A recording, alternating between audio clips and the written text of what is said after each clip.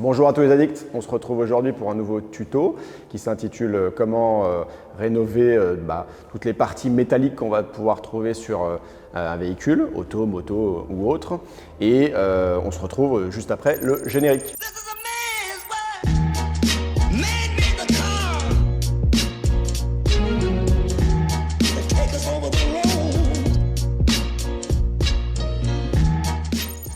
Une fois de plus, on a fait en sorte d'avoir uniquement les indispensables pour faire en sorte d'avoir un travail rapide et accessible à tous. Un produit et 2 à 3 accessoires en fonction des besoins. Sur la partie produit, on a un polish métal. Donc le polish métal, c'est le même principe que pour une carrosserie, sauf que bien évidemment, il va être adapté pour toutes les parties métalliques. Quand on dit partie métallique, c'est alu, acier, inox ou autre, et surtout brut, c'est-à-dire qu'en gros, ils n'ont pas été vernis, puisqu'à partir du moment où on est verni, on va utiliser des produits qui sont adaptés à du vernis auto par exemple.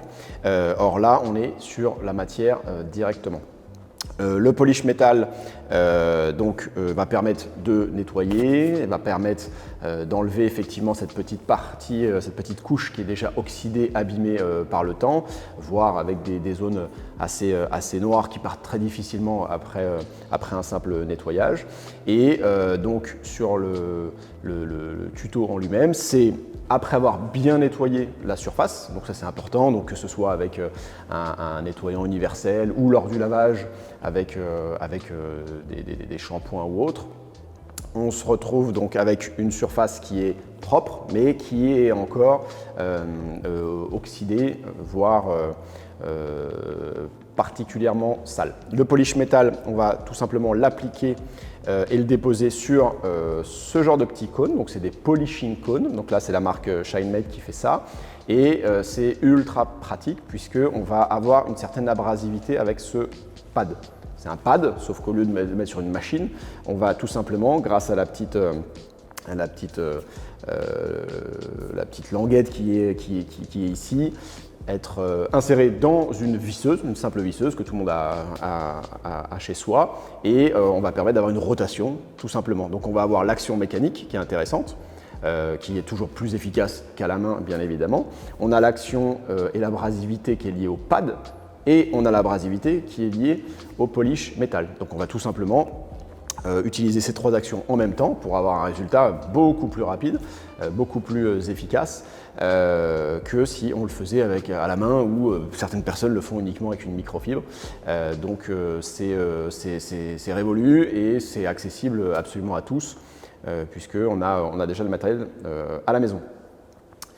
Petite parenthèse sur la paille de fer qui peut être utilisée mais vraiment au dernier recours. En gros, si on utilise cette technique-là, à savoir le polish métal, les polishing cones, on est sur une utilisation qui est très safe, donc on ne prend pas de risque d'abîmer quoi que ce soit. Et si jamais ça ne suffisait pas, on peut parfaitement appliquer le polish métal directement sur de la paille de fer, donc la plus fine possible. Là, en l'occurrence, on a de la quadruple 0, donc qui est extrêmement fine, donc qui va être efficace, mais qui sera effectivement plus abrasive. Simple et efficace, et tout le monde est concerné puisqu'on a au moins quelques parties métalliques sur son véhicule, que ce soit les canules d'échappement ou certaines baguettes. J'espère que ce tuto vous a plu. Comme d'habitude, n'hésitez pas à liker, à partager. Tous les liens des produits seront bien évidemment dans la description. Et puis, on se retrouve très vite pour un nouveau tuto. À bientôt!